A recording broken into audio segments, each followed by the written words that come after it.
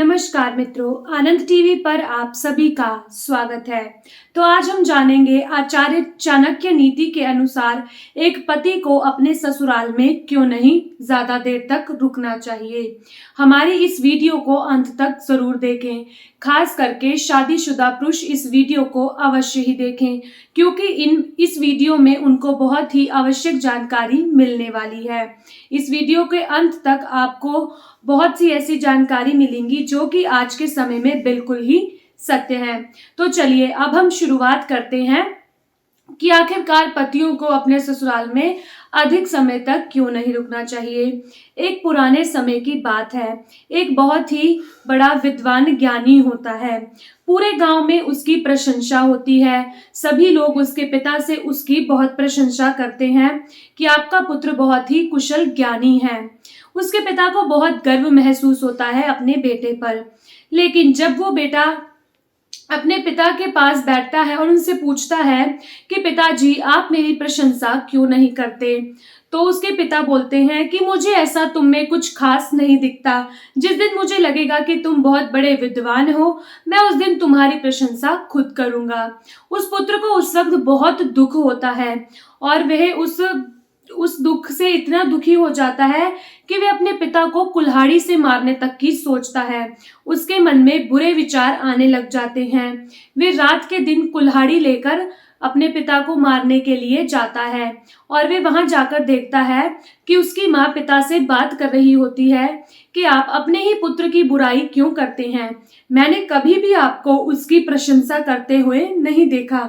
ऐसा क्यों? उस वक्त वो कहते हैं कि हे भाग्यवान, वो मेरा पुत्र है। मैं जानता हूँ कि वो बहुत बड़ा विद्वान है, ज्ञानी है और कुशलता है, यानी कि पूरा गांव उसकी बहुत प्रशंसा करता है। मैं पीठ पीछे उसकी बड़ाई करता हूँ, मगर मुंह पर उसकी बड़ाई कभी नहीं करता, क्योंकि मैं नहीं चाहता कि मेरे पुत्र में घमंड आए। इसलिए मैं कभी भी उसकी तारीफ उसके मुंह पर नहीं करता। वे ये सारी बातें सुनकर उसे बहुत बुरा लगता है कि वो अपने पिता के लिए जो करने जा रहा था वे बहुत गलत था। वे तुरंत जाकर अपने पिता से माफी मांगता है और बोलता है कि पिताजी मुझे माफ कर दो। मेरे मन में इतने बुरे विचार कैसे उत्पन्न हुए मैं खुद नहीं जानता। आप मुझे सजा दें। उस वक्त उसका पिता उसे सजा देता है और बोलते हैं कि तुम्हारी सजा ये है कि तुम 6 महीने तक अपने ससुराल में जाकर रहोगे। जब वे विद्वान ज्ञानी अपने पत्नी के साथ उसके घर जाता है तो पहले दिन तो उसकी वहां बहुत सेवा होती है, उसका बहुत मान सम्मान होता है और उसके आगे मिष्ठानों का भंडार लगा दिया जाता है। और कुछ समय बाद मिष्ठानों की संख्या की कमी होने लगती है और उससे ज्यादा कुछ समय बाद उसको बासी खाना दिया जाता है और उससे घर के कामकाज भी करवाए जाते हैं। उसकी पत्नी कहती है कि हम अपने घर चलेंगे। मुझे बहुत बुरा लगता है कि यहाँ पर आपको इस तरह से काम दिया जाता है और आपको यहाँ पर इतने छोटे काम करने पड़ते हैं।